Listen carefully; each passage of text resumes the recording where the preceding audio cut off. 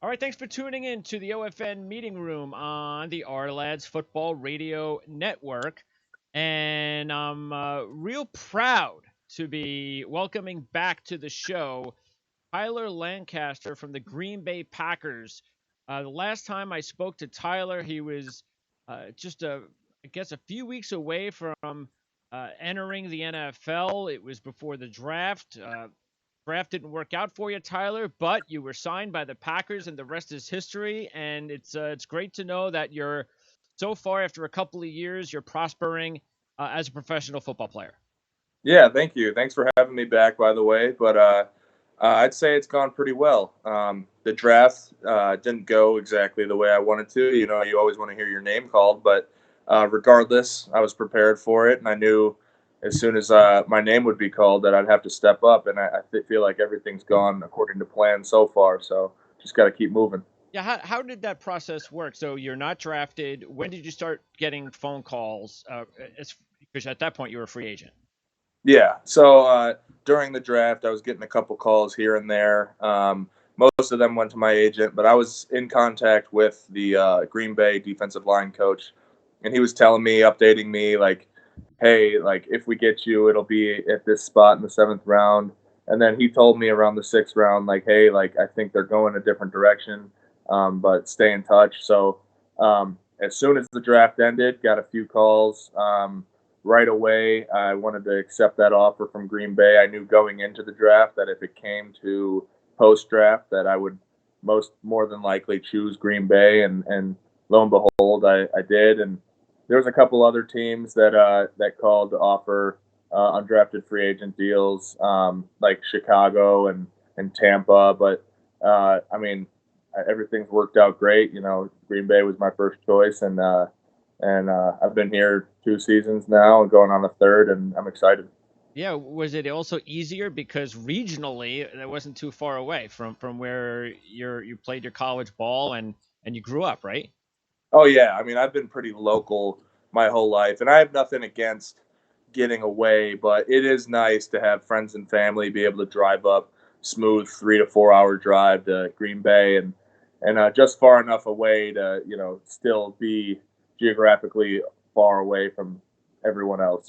So it's sort of right in that sweet spot. But yeah, I mean everything feels local. It's easy for me to make the trip. Yeah, it's pretty ideal. Talk a little bit about the difference between when you went to camp as a rookie and then returned last year as a first year player, because you, first of all, started out on the practice squad. You didn't make the roster until early October, and then Mhm. you've been on the roster ever since. So obviously that's a big difference. But just going into camps, camp one and camp two, what were the biggest differences? Yeah, I mean, I think for me, the biggest difference was just how to approach it. I know Camp One was probably the most nervous I've ever been in my life for any sort of sporting event. Yeah. Going into the NFL undrafted and competing for a spot that you're going to have to compete for, and it really nervous, to say the least, but also exciting. As opposed to year two, I had gotten a few starts under my belt. I'd gotten used to the system, and I knew what to expect. So when I was able to set my expectations, the nerves sort of went away. I knew exactly what I had to work on. I knew exactly what I needed to do to be ready for camp that second year, and the nerves went away, and I was able to focus on the nuances. So um, not much difference physically, but mentally it was night and day. Do you think it was an advantage that Mike Pettin, defensive coordinator, Jerry Montgomery, your line coach, that it was their first year with the club? I do. They sort of have a fresh idea of the team when you're in there new. So Yep, everyone's new to them rather than you being the guy coming in that's the new face, and them sort of having their biases that's right. towards other older guys. So it was nice. And it was also, gave me a competitive advantage that we were sort of installing the new defense. And that way I didn't have catching up to do. I was still right there at the head of the curve, Yep.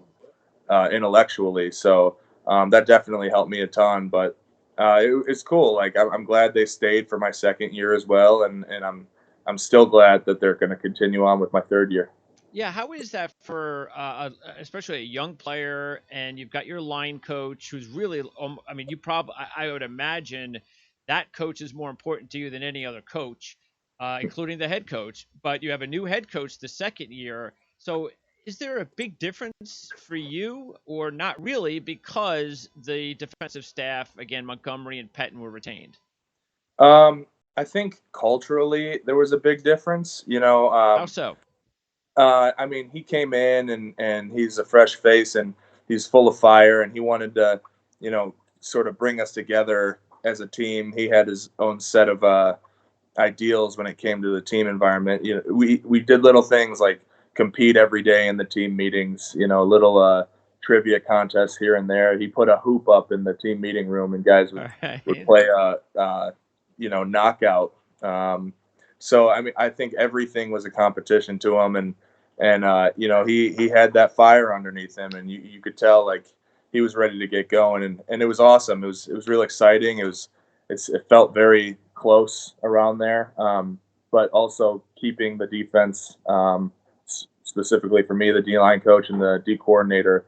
I was able to continue what I had started the year before, and sort of just get better and get more used to the program. Now, this is no knock on Pat Fitzgerald because, as we talked about it a couple of years ago, he's like one of my favorite college football coaches, and so we know how good he is, especially on the defensive side. But what did you learn? Was there something that you learned at the pro level with your new coaches that was something that was just so new that you were taken back, or anything? What was the first few things that you learned at the pro level that really jumped out at you? Um, it's funny you asked that because I've been asked that before. The nice thing was that the system at Northwestern really prepared me for the jump to Green Bay. Okay, I feel like technique wise, a lot of our technique is the same. Um, and Fitz is sort of that young coach, like, that's true. pretty young Yeah. Fitz. He's got that fire mentality. I don't know. It's kind of crazy. Like the biggest expectation was that the world like was going to be completely different. Everything football and weight room and everything, all of that sort of stayed the same. And my expectations was everyone's going to be just these colossal giants and scary Yep. and these guys we've been watching since we were little kids. But when you get there, it's like everybody else is the same as you. Everybody else is these college kids. So it's kind of wild. Like I feel like Northwestern had prepared me Great. extremely well to make that jump. Great endorsement, no question.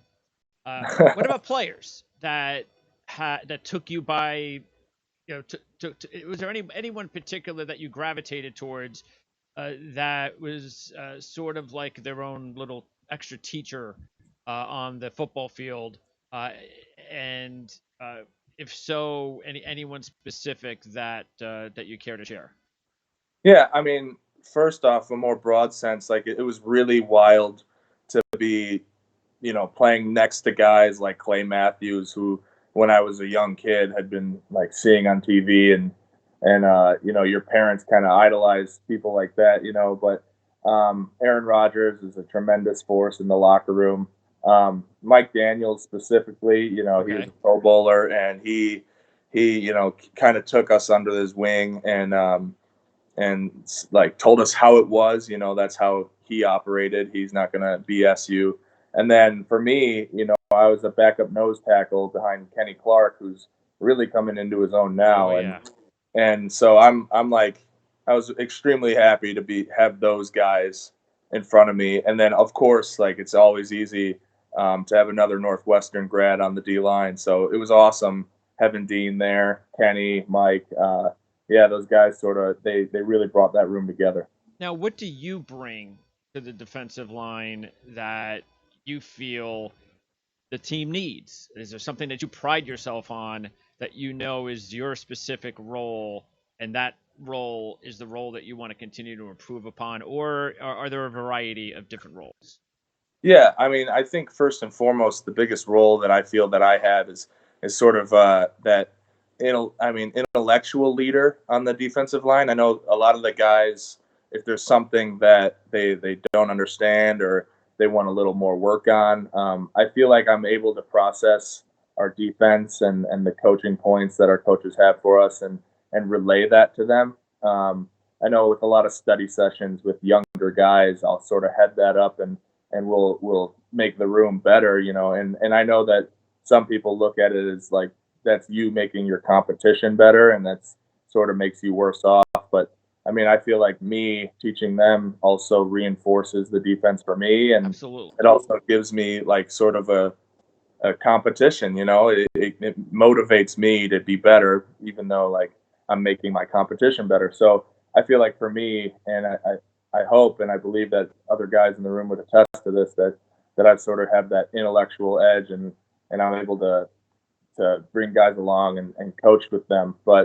I mean, as of right now, I'm more of a run stopping Yep. nose sort of defensive lineman. Obviously, like every day in the off season, I want to work on my weaknesses, and I feel like I will continue to press those issues. Okay. But that's sort of where I'm at the moment. Well, the Northwestern education definitely is coming in handy at the pro level. There's no question about that. Absolutely. It's interesting that you say that you work on, because I understand what you're coming from. You hear that a lot. I work on the things that I need to work on to get better. That's why I had asked whether or not you zeroed in on something that you're good at and then you just try to get better and better at it. But that means that by working on things that might be, might not be where you're at your best at the pro level, that means that there's more to the game than you just being pigeonholed into one specific position or a specific scheme or being looked at as, okay, you're going to do this, Tyler, and that's all we ask you to do. You're Mhm. looking to branch out and be more than just that.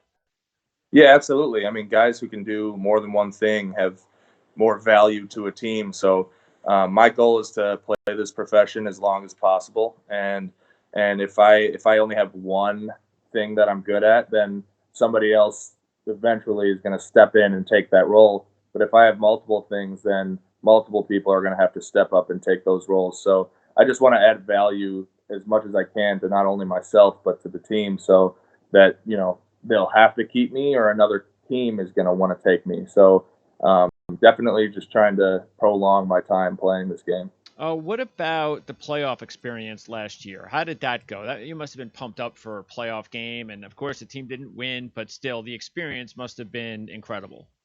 Yeah, it was awesome. I mean, not only just like excited to be in playoffs because the first year we didn't make it, but like that first game against Seattle, I got to tackle like Russell Wilson and Marshawn Lynch, and that's just something you say like you look back on and you're like you could tell your kids that, and I mean it was just a blast. The crowd at Lambeau is just vibrant and amazing, and you know I thought I was going to be a lot more nervous than I actually was.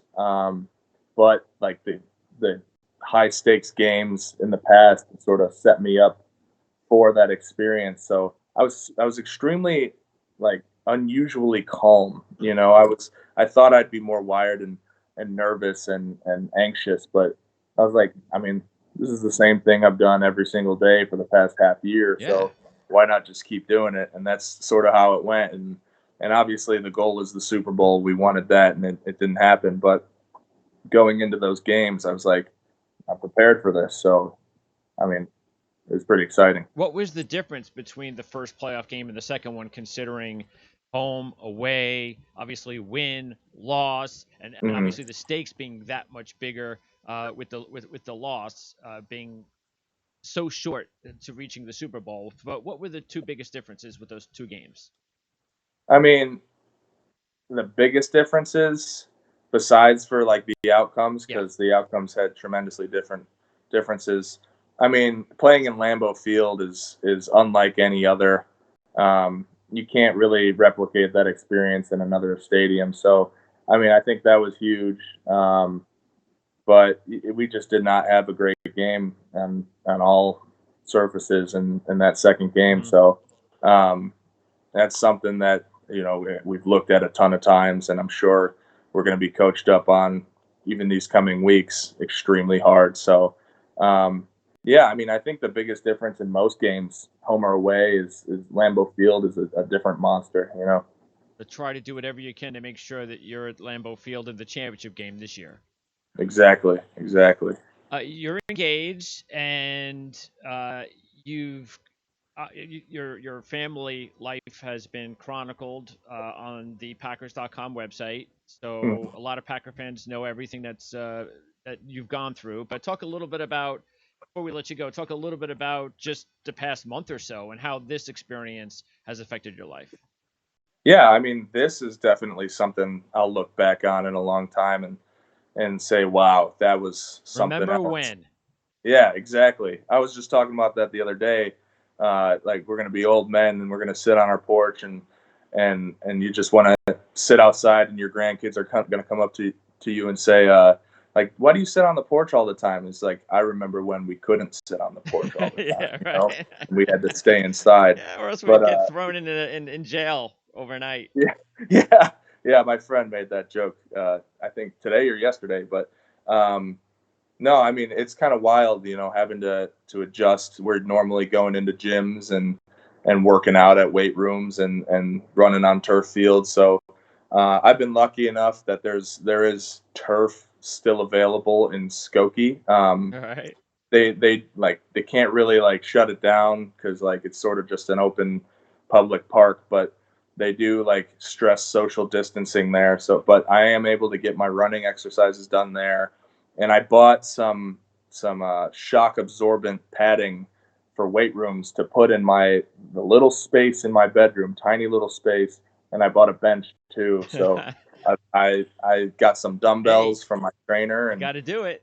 you got to make do. So it's been kind of wild, but it's funny because today I'm more sore than I've been in a long time, just from the leg day we had on Tuesday. So yeah, I mean, I feel like I'm going to come out better over this stuff because just we've adjusted and kind of made do. But it is crazy, I mean, I go out on drives with my fiance just to get away, Sure. just going up and down the lake, just experiencing the fresh air. It's kind of crazy what's going on, but everybody staying inside, missing restaurants, missing everything.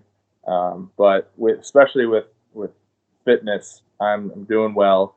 It's keeping that mental health straight. Yeah, You gotta find hobbies because not going outside all the time is kind of taking a toll on I I feel can like most imagine. Yeah, people. for Yeah, professional exactly. athlete So, too, yeah, even more movies, so. video games, walks, drives, play some soccer, do what you can because I mean it's crazy how much we can't do now. Yeah, and you might as well soak it in too, like you're saying. In a way, you should uh, enjoy a time as best as you can because this isn't going to happen.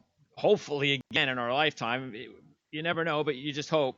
And so, therefore, maybe this is the one time that you kind of life slows down and you can Hmm. kind of try to enjoy it in ways that you wouldn't normally be able to because you can't slow down, especially in your situation. You got to go 100 miles an hour if you got to keep up with everybody until you Yeah. one day retire and they kick you out of the NFL.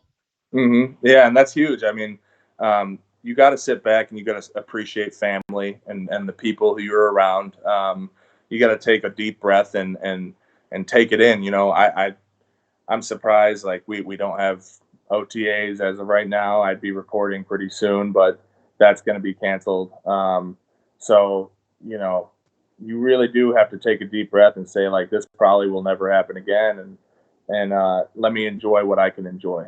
So you got to make the most of it, and hope that it ends pretty soon. How are they keeping you updated with everything? How does that go? A lot of Zoom meetings. Okay. Yeah, we're gonna start up virtual OTAs in about a week and a half here, and they're gonna test us on things online. They're gonna um, get proof that we're doing our exercises, but they really are communicating a ton in this time. Letting us know the equipment we're gonna need and exactly what we're going to do in the coming weeks.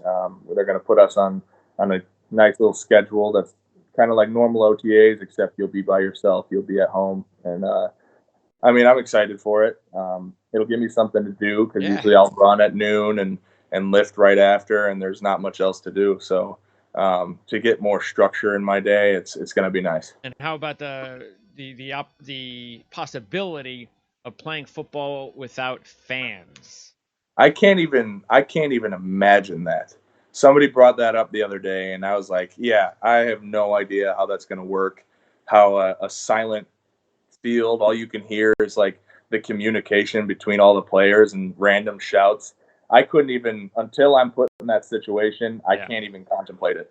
It's Yeah. insane. I'm not going to believe that that's going to happen either. That's Right. why when they're talking about college, and the first time I heard them talking about moving to the spring, the only reason why that made sense to me was because, well, look, college can't play without fans. They just can't. You can't do it. Mhm. So if you have to have the fans and you're going to move it to the spring, then I'm okay with that as long as you have the fans. Because Right. as you know, in a college game, the fans are just so important. And I'm not saying it's not important in the NFL, but it's just a different experience in college. Yeah, immensely. Yeah. So Immensely. anyway, oh, by the way, last question, Joe Gaziano. Oh yeah. He's another. You were one of my sleepers. That's why I spoke to you a couple of years ago. And Joe's definitely one of my sleepers this time around. I'm really surprised that Joe doesn't get the proper respect that I think he should be getting. When I've seen him play the last few years against top competition, he's a beast on the field. I Mhm. think he is gonna be an excellent pro and under the radar guy. And who knows, maybe he'll be a Packer. Yeah, I mean, I would have to agree. He all-time sack leader at Northwestern, all Big Ten, doesn't get invited to the combine, which blew my Crazy. mind. But I mean, I feel like that's the story with a lot of us Northwestern guys, Yep. and I mean, it sounds cliche at this point, but I have all the faith in the world that he's going to find a way and prove the doubters wrong, and that would be wild having three Northwestern D-line alums on the Packers D-line. So, I mean, we'll see what happens in a couple weeks here, Yeah. but I have all the faith in the world that Joe Gaziano is going to make do. He's gonna prove those guys wrong. All right. Well, Tyler, you've proven everybody wrong because here I've got the Our draft guide that is available for sale right now to everybody out there, and your name was in the guide, but there was no write up. There wasn't enough room for guys like you, Yeah. and yet you made it, and that's awesome. And I look forward to getting the opportunity again to talk to you later on down the road, especially when hopefully something bigger is in store for you. Like, who knows? Maybe the next step being a Super Bowl. Right. Oh man, I can't wait for that. Well, with Aaron Rodgers as a quarterback, you got a great shot. Great shot. Thanks, No Tyler. doubt in my mind. Appreciate it. Yeah, thanks for having me, Greg. You got Have a it, good Tyler. one. Take care.